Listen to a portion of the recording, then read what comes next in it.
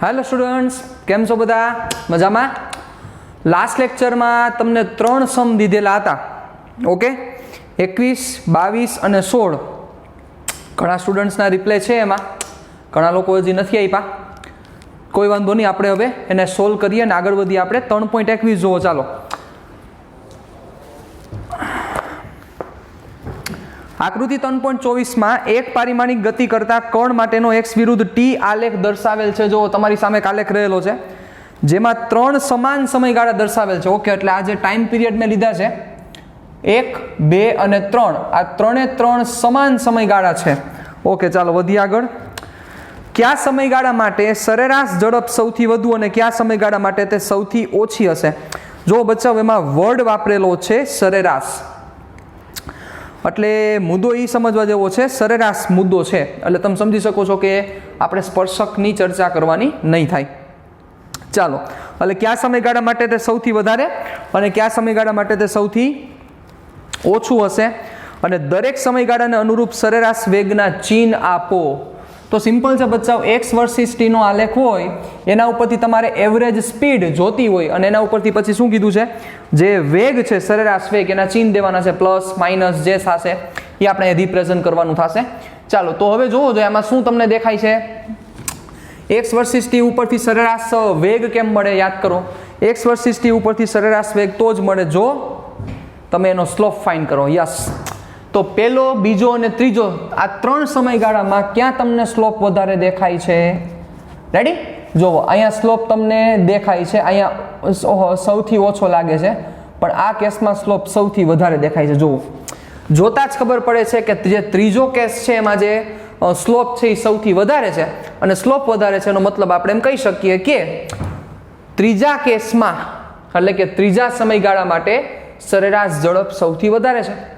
અને આ જે બીજું રાખેલું છે એ બીજામાં જોવો જોઈએ ક્યાં તમને સ્લોપ ઓછો દેખાય છે, આ જગ્યાએ કે આ જગ્યાએ। જુઓ, અહીંયા ઢાળ તો દેખાય છે પહેલા કેસમાં, પણ બીજામાં ઢાળ ઓછો દેખાય છે।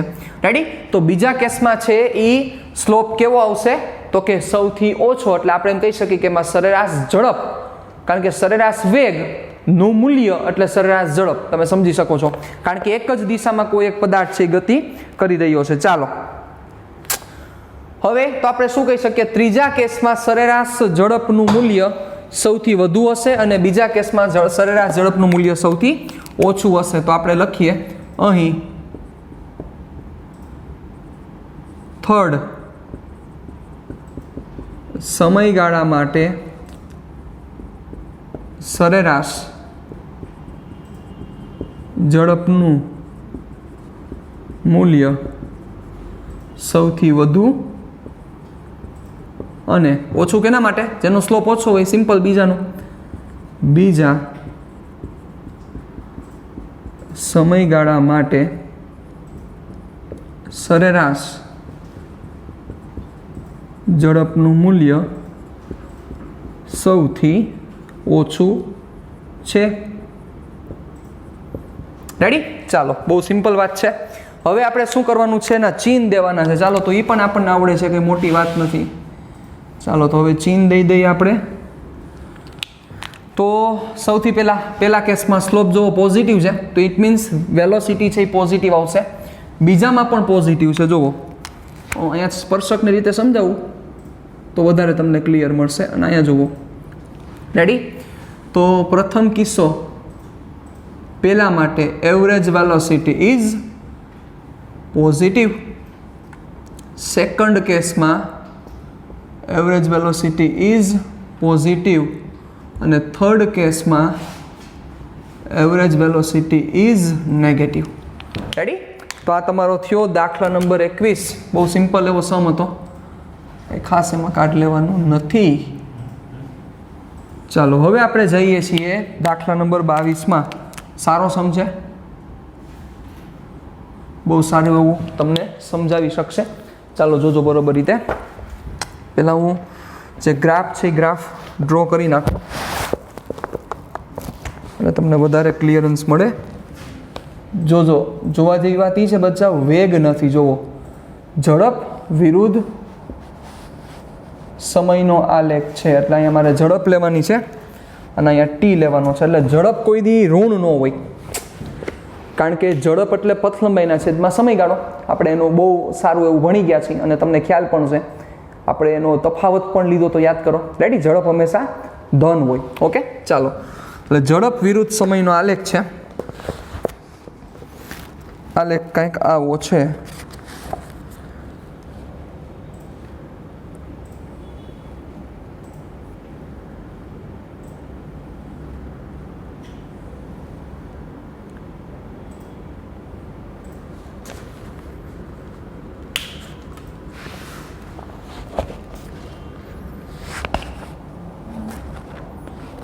ત્રણ જુદી જુદી જગ્યા છે. સ્લોપ મુજબ હું રિપ્રેઝન્ટ કરી દઉં છું. ચલો, આ નંબર 1,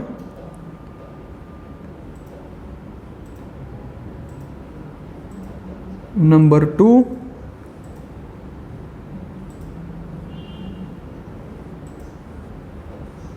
નંબર 3.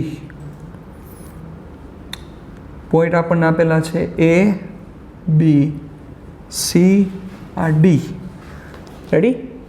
ચાલો, એ બિંદુ છે, જોજો બરોબર રીતે. આ એ બિંદુનું આ સ્થાન છે, આ બી બિંદુનું સ્થાન છે, આ સીનું સ્થાન છે, આ ડીનું સ્થાન. ડી એટલે એક્ઝેક્ટ ટોચનો પોઈન્ટ અને એ બિંદુ એટલે સ્ટાર્ટિંગનો પોઈન્ટ છે. ઓકે, ચાલો.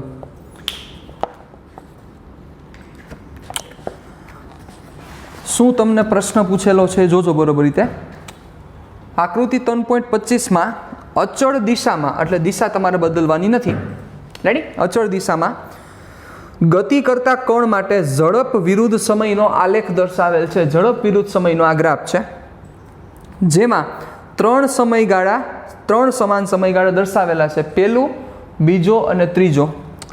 ચાલો, તો કયા સમયગાળા માટે સરેરાશ પ્રવેગનું માન સૌથી વધુ હશે? કયા સમયગાળા માટે સરેરાશ પ્રવેગનું માન એટલે મૂલ્ય સૌથી વધુ હશે?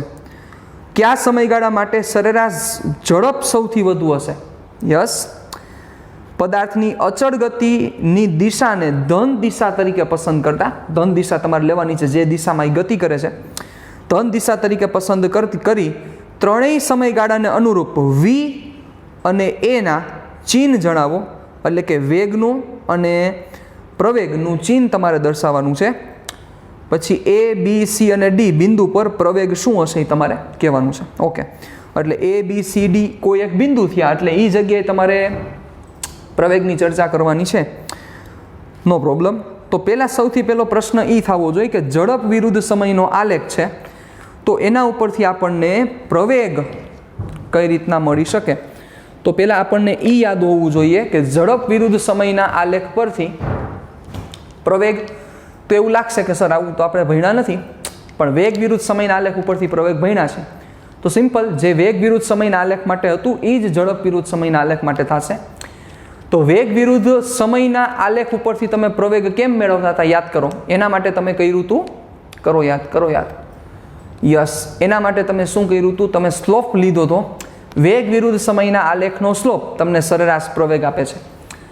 તો એનો મતલબ કે જ્યાં ઢાળ વધારે હશે એ જગ્યાએ માન વધારે હશે. નેગેટિવ સ્લોપ છે તો ઋણ દર્શાવે છે, પણ એ ઋણ માત્ર દિશાના હોય છે, જે તમે જાણો છો. અને પોઝિટિવ હશે તો એનો મતલબ એ ધન દેખાડે છે, જે માત્ર દિશાના છે. પણ સ્લોપ જેનો વધારે, એનું મૂલ્ય પણ કેવું થાય? વધારે થાય. એ પોઝિટિવ હોય કે નેગેટિવ હોય?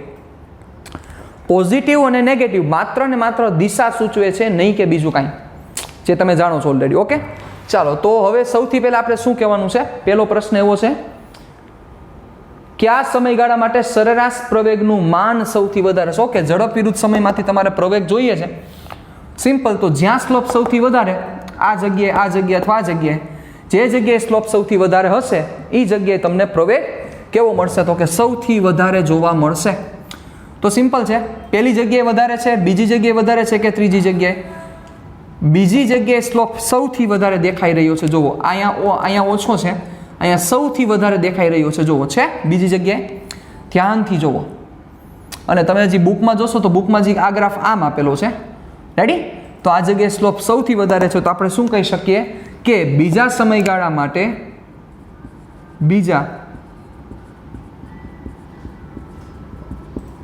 માટે સરેરાશ પ્રવેગનું માન સૌથી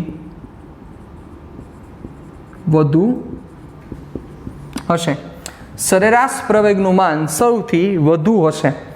રેડી? ચાલો જોજો બરોબર. અને કયા સમયગાળા માટે સરેરાશ ઝડપ સૌથી વધુ છે એવું કીધું છે. જુઓ તો કેટલાક લોકો થોડાક મૂંઝાઈ જશે આ કેસમાં કે સરેરાશ ઝડપ સૌથી વધુ પૂછી છે તો કેમ કરશું?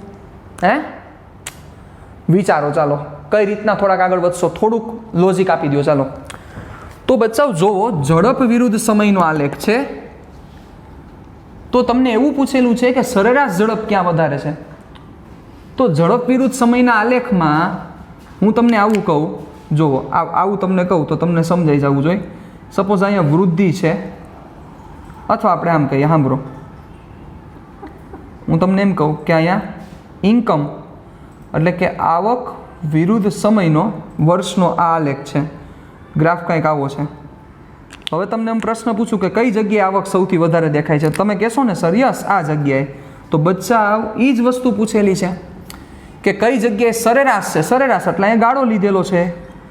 તો તમે કહેશો કે સર આ સમયગાળાનો જે આ ગાળો છે, આ ગાળામાં જે સરેરાશ આવક છે, આવક કેવી છે? તો કે વધારે છે. તો એવી જ રીતે અહીંયા ઝડપ વિરુદ્ધ સમયનો આલેખ છે. તો આમાં કઈ જગ્યાએ તમને પીક પોઈન્ટ દેખાય છે? યસ, ત્રીજો સમયગાળો.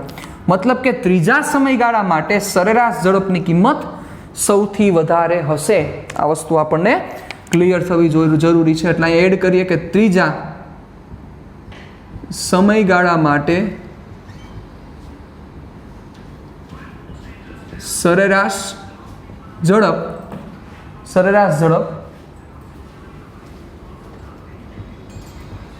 સૌથી વધુ હશે. પ્લીઝ ચાલો એના પછી એવો પ્રશ્ન છે તમને, પદાર્થની અચળ ગતિની દિશાને ધન દિશા તરીકે પસંદ કરી. એટલે જે ગતિ થાય છે એને તમારે ધન દિશા જ લેવાની છે. ધન દિશા તરીકે પસંદ કરી ત્રણેય સમયગાળાને અનુરૂપ, એટલે કે આ પહેલો, બીજો અને ત્રીજો, એ ત્રણેય સમયગાળાને અનુરૂપ વી અને એના ચિહ્ન જણાવો. વી અને એ, એટલે વી એટલે ત્યાં ઝડપ નથી કારણ કે ઝડપ ધન જ હોય, અને એના ચિહ્નો પૂછ્યા હોય. રેડી? એટલે વી ત્યાં શું છે? વેગ. એના તમારે વેગ અને પ્રવેગના ચિહ્ન દેવાના છે. અને બીજી વસ્તુ શું કહેવાની છે જોવો જોઈએ. પછી તમારે કેવું છે એ બી સી ડી બિંદુ પર પ્રવેગ શું હશે. ચાલો તો સૌ પ્રથમ પેલા સમયગાળા માટે તમારે વીનું ચિહ્ન કહેવાનું છે. બચાવ કીધું જ છે કે જે દિશામાં ગતિ થાય છે એ દિશાને ધન લેવાની છે. તો બચાવ વેગ કેવો હોય? જે દિશામાં ગતિ થાય દિશા ધન લેવાની છે. તો વેગ કેવો હોય? ધન જ હોય. સિમ્પલ વાત છે. મગજ આંખો થોડું, એ ઋણ થવાની શક્યતા જ નથી. શું કામ? એક જ દિશામાં જાય છે.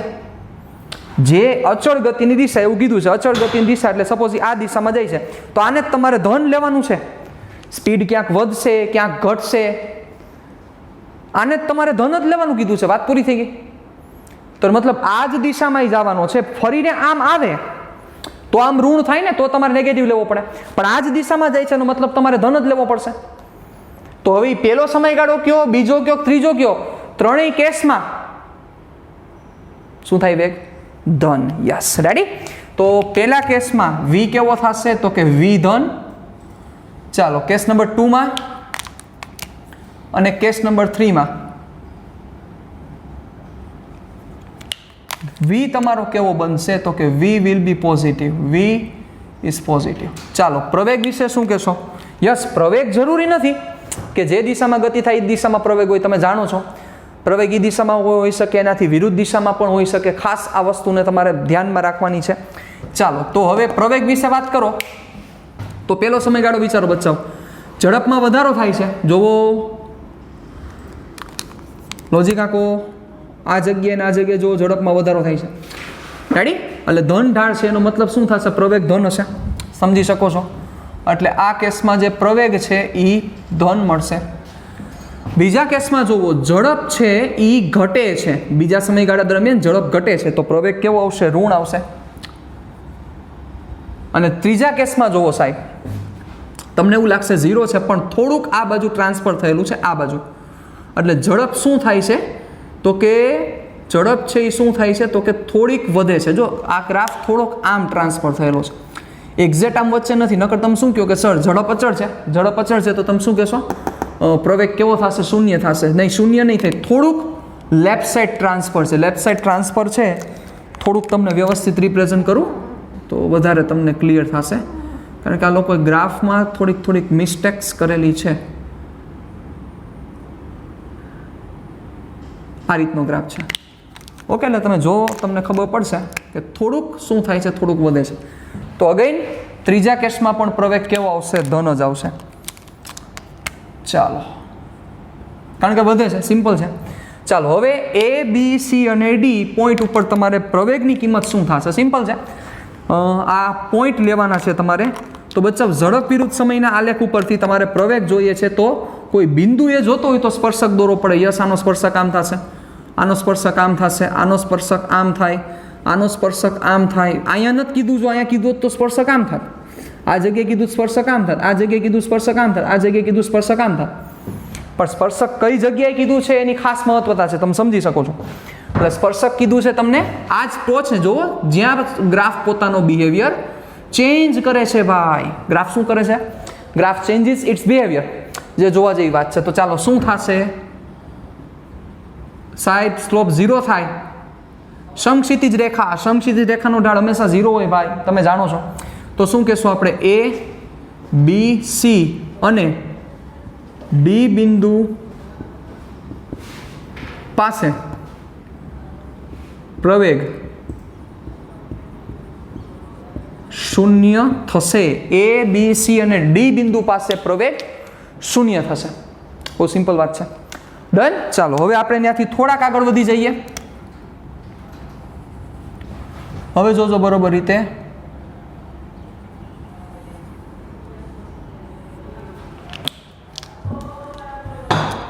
એના પછીનો જે સમ આપણે કરવો છે 3.16, મસ્ત સમ છે. ઘણા બધા સ્ટુડન્ટ્સને નથી આમાં ખ્યાલ પડ્યો, મોટાભાગના સ્ટુડન્ટ્સ એનો જવાબ નથી દઈ શક્યા. ચાલો, આકૃતિ 3.20માં દર્શાવેલ આલેખો A થી D ધ્યાનથી જુઓ. ત્યાં જ તમને સમજાવવું જોઈએ, ધ્યાનથી જુઓ અને કારણ સહિત જણાવો કે તે પૈકી કયો આલેખ એક પારિમાણિક ગતિ કરતા કણ માટે શક્ય નથી. મતલબ કે આ 4 આલેખમાંથી તમારે એવું ફાઇન્ડ કરવાનું છે કે કયો આલેખ પદાર્થની ગતિ માટે શક્ય નથી. કઈ પદાર્થ બેટા?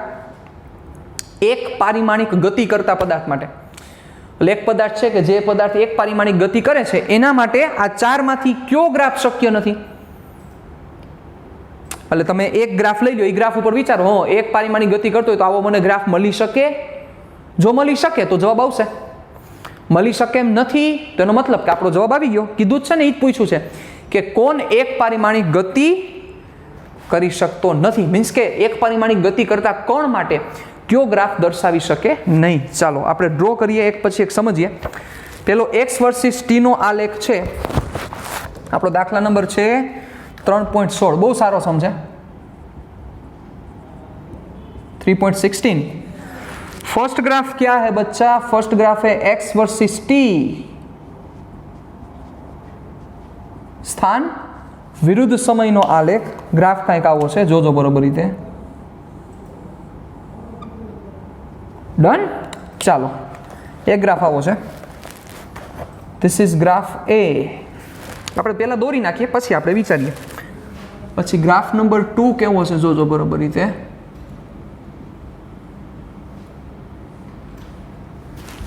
V વર્સિસ T છે, એટલે નો દીધું એટલે તમારે વેગ જ સમજવાનો બચાવ. કારણ કે જો એને ઝડપ દેવી હોય ને તો એ લોકો લખે એમાં, જો ત્રીજામાં લખેલું છે કે આ ઝડપ છે. રેડી? V versus T. ચાલો, આવો ગ્રાફ છે. ગ્રાફ નંબર 3 જો હવે લખેલું છે ઝડપ વર્સિસ સમય. બહુ સમજવા જેવો ગ્રાફ છે આ. જોઈએ કેટલાનું લોજિક હાલે છે આવો કંઈક ગ્રાફ છે. અને નંબર 4 કુલ પથ લંબાઈ, કુલ પથ લંબાઈ વિરુદ્ધ સમયનો આલેખ છે. આવો કંઈક ગ્રાફ છે. આ 4 ગ્રાફમાંથી કયા ગ્રાફ પોસિબલ નથી એક પારિમાણિક ગતિ કરતા પદાર્થ માટે? આવું દીધેલું છે, આમાં આવું આપેલું છે. ચલો પ્રશ્ન સમજ્યા પહેલા વ્યવસ્થિત રીતે પરફેક્ટ ક્લિયર થઈ ગયો. પ્રશ્ન શું કહેવા માંગે છે કે આ 4 ગ્રાફમાંથી કયો ગ્રાફ એવો છે કે જે એક પારિમાણિક પદાર્થની ગતિ ન દર્શાવી શકે? આવો વર્ડ છે. તો પહેલા જ ગ્રાફ ઉપર આપણે થોડુંક ધ્યાન દઈએ. x વર્સિસ t એટલે આનો મતલબ શું થશે તમે સમજો છો? સ્થાન વિરુદ્ધ સમયનો આલેખ છે. શું આ ગ્રાફ પોસિબલ છે? આવો કોઈ દી ગ્રાફ બની શકે? પ્રશ્ન આવો છે એક પારિમાણિક ગતિ કરતા પદાર્થ માટે. વિચારીએ, મગજને થોડુંક કષ્ટ આપીએ. ચાલો જોજો બરોબર રીતે. કોઈ એક સમય તમે ધારી લ્યો બચાવ, કોઈ એક સમય ધારો. તો કોઈ એક સમયે વિચારો, આ તમે સમય લીધો તો એ સમયે જુઓ 2 સ્થાન મળ્યા. ખબર પડે છે? સમય એક જ છે. સપોઝ 5 વાગ્યાનો સમય છે તો 2 સ્થાન મળ્યા. એ જ એક જ કણના એક જ સમયે 2 સ્થાન શક્ય છે. જોવો જોઈએ અહીંયા. વિચારો, મગજને થોડું કષ્ટ આપો સાહેબ. શું એક જ સમયે, આ એક જ કણ છે કારણ કે એક જ કણની આ રીતની ગતિ દર્શાવેલી છે. શું એક જ સમયે કોઈ એક કણ, કોઈ એક વ્યક્તિ કે જે એક પારિમાણિક ગતિ કરે છે, શું એ 2 સ્થાન ઉપર હોય? શક્ય છે? એક જ સમયે 2 સ્થાન શક્ય છે? આ સ્થાન સપોઝ 1 છે, આ સ્થાન સપોઝ 2 છે. શું એક જ સમયે કોઈ 2 સ્થાન ઉપર વ્યક્તિ હોઈ શકે? ભૂત હોય તો હોય, વ્યક્તિ હોય. સમજી ગયા તમે? મતલબ કે આ એવું સૂચવે છે કે કોઈ એક સમયે 2 સ્થાન છે. જો બચાવ આ જગ્યાએ પણ છે. ચલો આ નેગેટિવ ટાઈમ હોય, તમને ખબર છે. હવે એમાં મારે બોલવાની જરૂર નથી. નેગેટિવ ટાઈમ તો હોઈ શકે. કોને નેગેટિવ કહેવાય એ પણ મેં તમને સમજાવી દીધું. બધી જગ્યાએ જો બબે પોઝિશન છે. શું એક જ સમયે 2 સ્થાન શક્ય છે? એવું ક્યાંય જોવા મળ્યું તમને? તો કે ના, શક્ય નથી. તો આ વસ્તુ એ સૂચવે છે કે આ ગ્રાફ એવું કહે છે કે એક પારિમાણિક ગતિ કરતો પદાર્થ કોઈ ક્ષણે 2 સ્થાને પોસિબલ હોય કે જે શક્ય નથી. એટલે આ ગ્રાફ છે એ રિપ્રેઝન્ટ કરતો નથી. એટલે પહેલો જવાબ આપણો આવ્યો. પહેલો ગ્રાફ છે એ એક પારિમાણિક ગતિ દર્શાવતો નથી. તો એનો મતલબ અહીંયા શું લખાય? શું કામ આપણે કારણ દેવાનું છે? કોઈ એક સમયે કણ 2 સ્થાન ન ધરાવી શકે. તેથી કારણ કે આપણે એ જ કહેવાનું છે ને કે કયો ગ્રાફ રિપ્રેઝન્ટ કરતો નથી અને શું કામ રિપ્રેઝન્ટ નથી કરતો, એવો તમારે પ્રશ્ન તમારી સામે રહેલો છે. ચાલો એના પછી નંબર 2, વેગ વિરુદ્ધ સમયનો આલેખ. ચાલો શું આ ગ્રાફ રિપ્રેઝન્ટ કરશે? થોડુંક વિચારો. Is it possible? એવું શક્ય છે કે આ ગ્રાફ રિપ્રેઝન્ટ કરે? વેગ વિરુદ્ધ સમયનો આલેખ છે તો શું આ ગ્રાફ કોઈ કણ કે જે કણ એક પારિમાણિક ગતિ કરે છે એની ગતિ દર્શાવી શકે? વિચારો. સિમ્પલ. જ્યાં લોજિક આવ્યું એ લોજિક અહીંયા આંકો જોઈએ. શું થાય? કોઈ એક સમય ઉપાડી લ્યો. એક સમયે ઈ કણનો વેગ ધન છે અને એ જ સમયે જોવો ઈ કણનો વેગ ઋણ પણ છે. મતલબ એક જ સમયે, સમય એક જ છે પણ કણનો વેગ ધન અને ઋણ. મતલબ કે કોઈ એક જ સમયે કણ 40 + 40 જાય છે અને -40 પણ જાય છે. એવું શક્ય છે કોઈથી? કોઈ એક જ સમયે કણની પાસે 2 વેગ હોય વેગ? વિચાર. શક્ય નથી. કારણ કે કોઈ એક જ સમયે કણનો વેગ કોઈ એક જ હોય, કાં ધન હોય કાં ઋણ હોય. પણ આ તો એવું સૂચવે છે કે કોઈ એક સમયે 2 વેગ કે જે શક્ય નથી. આનો મતલબ શું થશે? આ ગ્રાફ પણ પદાર્થની એક પારિમાણિક ગતિ માટે શક્ય નથી. શું કામ? આ જ એનું કારણ અહીંયા આવશે. કોઈ એક સમયે કણ બે વેગ ન ધરાવી શકે. તેથી રેડી. ચાલો નંબર 3, ઝડપ વિરુદ્ધ સમયનો આ આલેખ છે. તમે કહેશો કે yes yes yes yes yes, સાચો આલેખ છે, સાચો આલેખ છે, સાચો આલેખ છે. શું કામ? બીજી એક વસ્તુ, આની ત્રીજાની ચર્ચા કરતા પહેલા એક અને બીજી વસ્તુમાં હું તમને થોડીક નાનકડી વાત કરી દઉં. જુઓ, તમને આમાં થોડાક હલવાના હોય ને હું તમને આ વસ્તુ આવી સમજાવવા માંગુ છું. બચ્ચા, કોઈ એક સમયે કણનું સ્થાન કોઈ એક જ હોય, એટલે આવો ગ્રાફ શક્ય છે.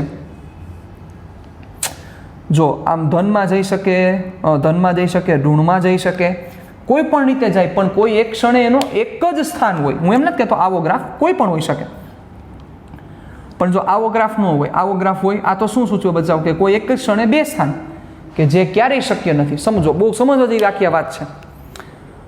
એવી જ રીતે વસ્તુ અહીંયા થઈ, સમજી ગયા?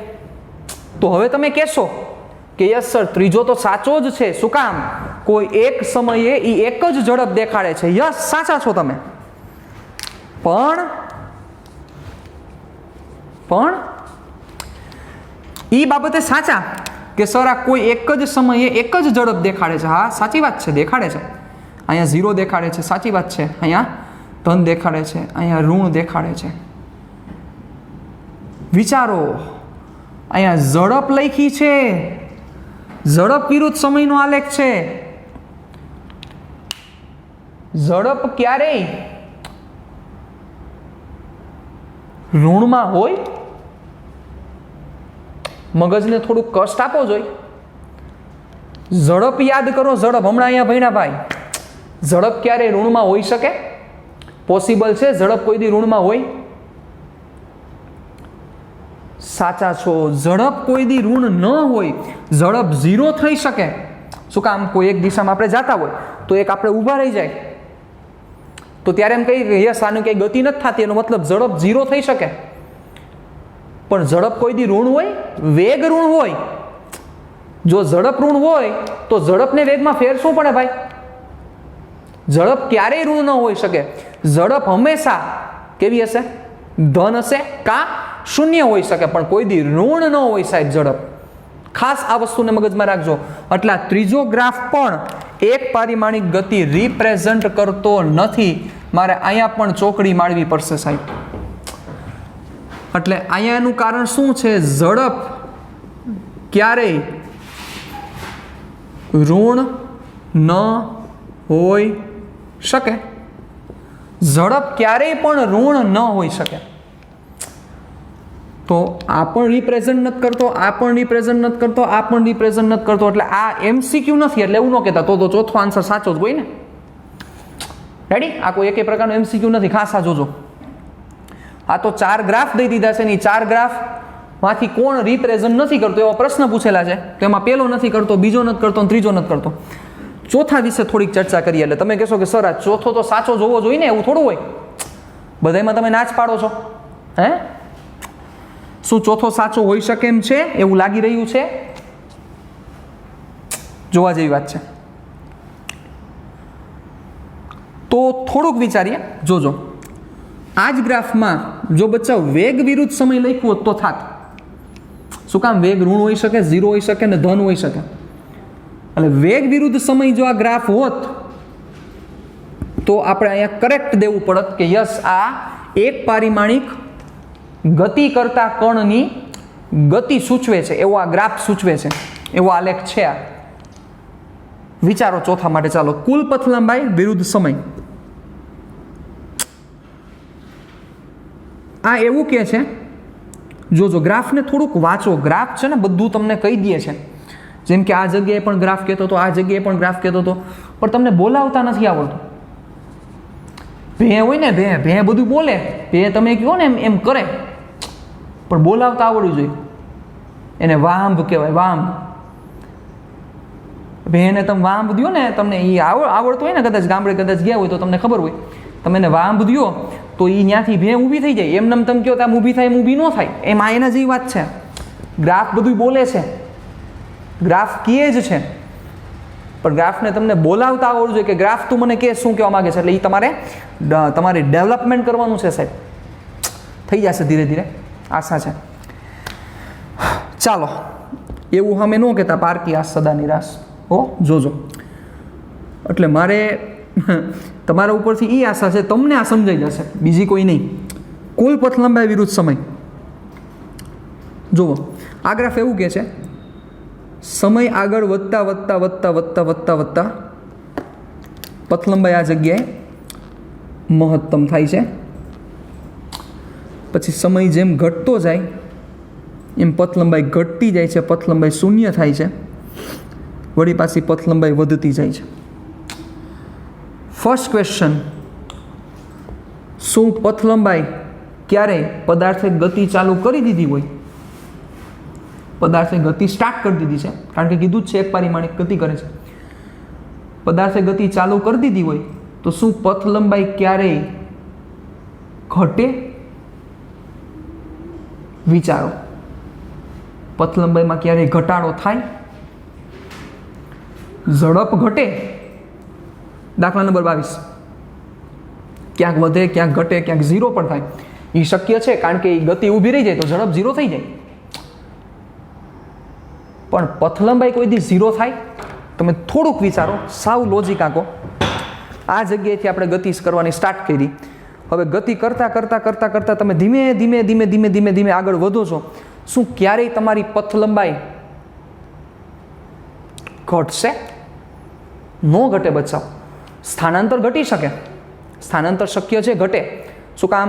અહીંથી શરૂઆત કરી હોય, અહીંથી આપણે જતા હોય તો આ સ્થાનાંતર સપોઝ ધન લેતા હોય તો અહીંથી આપણે ઊંધા જાય તો સ્થાનાંતર ઋણ લેવું પડે. એટલે સ્થાનાંતર શું થતું જાય? અહીંયા વળી પાછા આવી તો સ્થાનાંતર ઝીરો થઈ જાય. પણ ગતિ ચાલુ થયા પછી ક્યારેય પણ પથ લંબાઈ માં ઘટાડો થાય જ નહીં. પથ લંબાઈ હંમેશા વધતી જ રહે સાહેબ, હે ને? અહીંયા જો ઝડપ કીધું હોત તો પણ હું માની જાત કે આ શક્ય છે, કારણ કે ઝડપ વધે, ઝડપ ઝીરો પણ થાય, ઝડપ ઋણ ન થાય. એટલે ઋણમાં તો ક્યાંય ગ્રાફ છે નહીં, પણ અહીંયા પથ લંબાઈ કીધી છે. અને બીજી વસ્તુ જુઓ, આ એવું સૂચવે છે કે ગતિ ચાલુ થઈ ત્યારે પથ લંબાઈ શૂન્ય છે, પછી ગતિ કરતાં કરતાં કરતાં વળી પાછી પથ લંબાઈ શૂન્ય થાય છે એક સમય બાદ, તો પથ લંબાઈ કોઈ દી શૂન્ય જ ન થાય સાહેબ. સ્થાનાંતર શૂન્ય શક્ય છે. અહીંયા જો સ્થાનાંતર વિરુદ્ધ સમયનો ગ્રાફ દીધો તો હું આ જ પાડ દેત કે આ સૂચવે જ છે ભાઈ. પણ આ સ્થાનાંતર વિરુદ્ધ સમયનો આલેખ નથી, આ પથ લંબાઈ વિરુદ્ધ સમયનો આલેખ છે. અને પથ લંબાઈ ક્યારેય ગતિ ચાલુ થઈ ગયા પછી પથ લંબાઈ ક્યારેય ઘટે નહીં અને પથ લંબાઈ શૂન્ય પણ ન થાય. રેડી? એટલે આ વસ્તુ ખાસ તમે મગજમાં રાખજો. એટલે જો અહીંયા સ્થાનાંતર વિરુદ્ધ સમય હોત તો હું હા પાડ દે, ઝડપ વિરુદ્ધ સમય હોત તો હું હા પાડ દે, થાય. પણ પથ લંબાઈ છે તો પથ લંબાઈની કિંમતમાં ક્યારેય ઘટાડો થાય નહીં. પથ લંબાઈ હંમેશા શું હોય? વધતી ને વધતી જ હોય ભાઈ. રેડી? તો આ વસ્તુનું આપણે અનુસંધાન રાખશું, થોડુંક ધ્યાન રાખશું તો શું થશે? યસ, આ ગ્રાફ પણ તમારો રિપ્રેઝન્ટ કરતો નથી. આનું કારણ શું છે? પથ લંબાઈ ક્યારેય ઘટે નહીં તથા ગતિ શરૂ થયા બાદ પથ લંબાઈ શૂન્ય થતી નથી. રેડી? પથ લંબાઈ શૂન્ય થાય નહીં, જે આ વસ્તુ રિપ્રેઝન્ટ કરે છે. ઓકે, તો આ 21મો, 22મો અને 16મો દાખલો કે જે તમારી સામે આખા રિપ્રેઝન્ટ કરેલા હતા. નેક્સ્ટ સેશનમાં મળશું આપણે, ત્યારે ઇન્ટિગ્રેશનના ફોર્મ્યુલા જોવા છે. યસ, અત્યાર સુધી ભાઈના ડિફરન્શિએશન હતું, મતલબ કે વિકલન હતું. બહુ સારું વિકલન ભણ્યા આપણે, બહુ સમજવા જેવું આખું વિકલન ભણ્યા. પણ હવે આપણે ઇન્ટિગ્રેશન તરફ આગળ વધવું છે, મતલબ કે સંકલન બાજુ આગળ વધવું છે. અને જેવું વિકલન છે એવું જ તાકાતવાળું સંકલન છે સાહેબ. પણ એના માટે તમારે વિકલનના જે બધા ફોર્મ્યુલાસ છે એ પરફેક્ટ યાદ રાખવા પડશે, કારણ કે સંકલન છે એ વિકલનથી ઉલટી પ્રોસેસ છે. અને એના ફોર્મ્યુલા આખા ઊંધા જતા થશે સાહેબ. રેડી? તો આ ડિસ્કશન આપણે કરીએ નેક્સ્ટ સેશનમાં. ટાટા બાય બાય, સિયા, ફિર મિલેંગે ચલતે ચલતે.